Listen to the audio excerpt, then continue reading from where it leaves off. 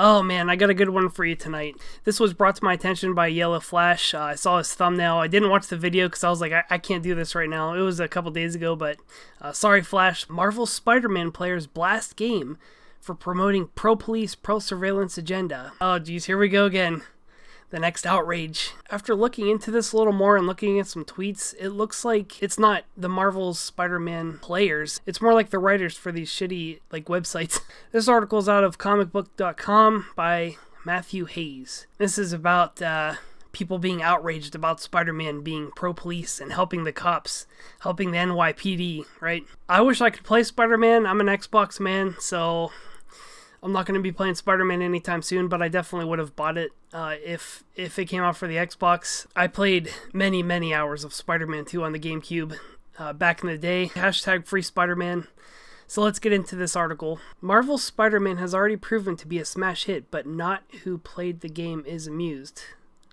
Not everyone who played the game is amused, I think he is trying to say.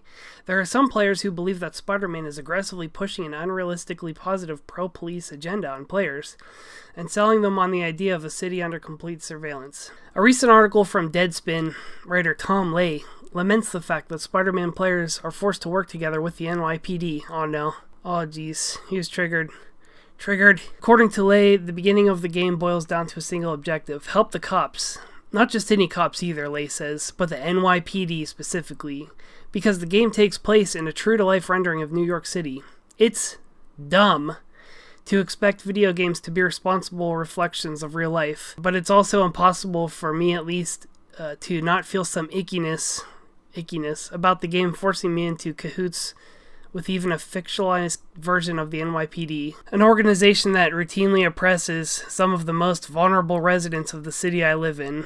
So Tom Lay lives in New York City and is protected on a daily basis by the NYPD. Okay, just wanted to get that down. Lay also detests the fact that Spider-Man spends a good chunk of time repairing surveillance towers for the police.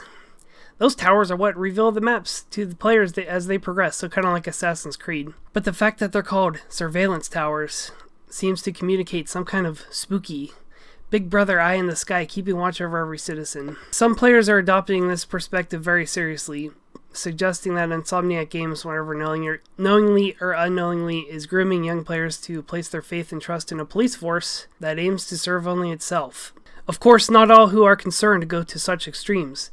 Some simply worry that we may be too quick to praise a game that overall communicates an acceptance and promotion of the NYPD, that many simply can't align with their very real, very dark reality.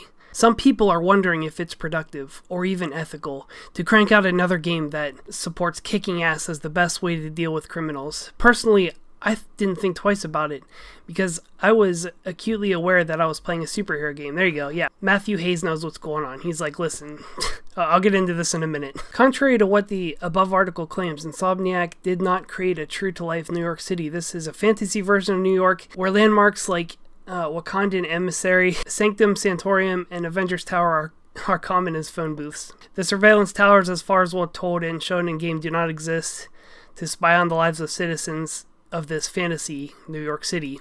It goes on to say more about the game, and the last paragraph says, of course Lay did admit that he hadn't made it very far into the game when he wrote that article.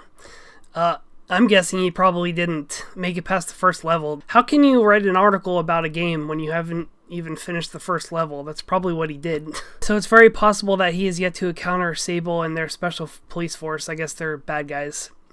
What you do see within the opening hour, however, is a scene where Spider-Man arrives to help a police SWAT force, only to be betrayed by them and shot at. The game does not portray an always pure, always righteous NYPD in any way, shape, or form, but it also doesn't go out of its way to demonize them. I looked at Tom Lay's Twitter. Here's his Twitter. Here's a couple of his writing buddies here. Looks like they both wrote articles too. The Spider Cop Problem. Yeah. There's an honest face. Here's another one. Wrote an article. What does it say? Yeah.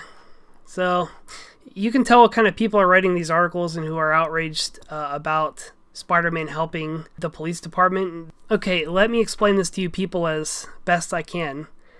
Spider-Man is a superhero. Spider-Man fights crime. Guess who else fights crime?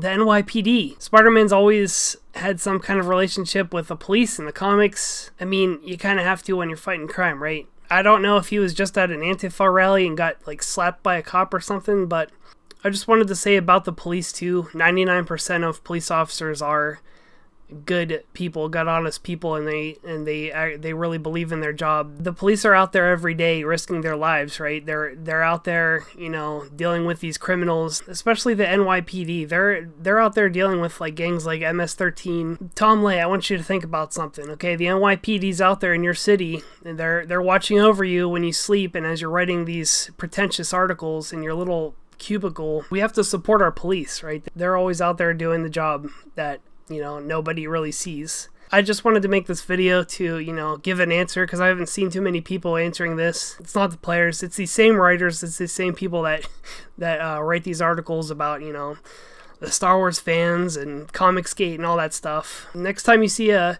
police officer, go up and thank them. They're out there doing a good job. They're doing a job that you would never have the balls to do. So I hope you enjoyed this video. Leave a comment down below. Let me know what you think of this outrage. #free Spider-Man for the Xbox One and Switch.